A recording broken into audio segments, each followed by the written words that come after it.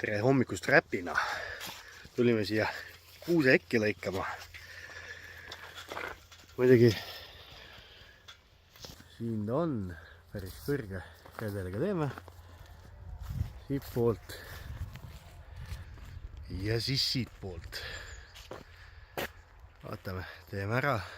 Näitan teile pärast tulemust. Ja ongi valmis.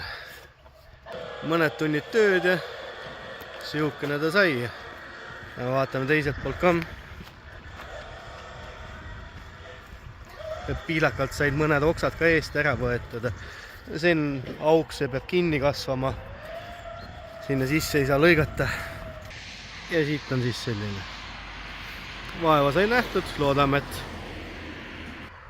et pererahvas ka rahule jääb. Ja kui sinagi vajad ekilõikust, siis anna meil teada ja tuleme teeme ära ja ei ole üldse küsimust. Seniks aga ilusat päeva jätku.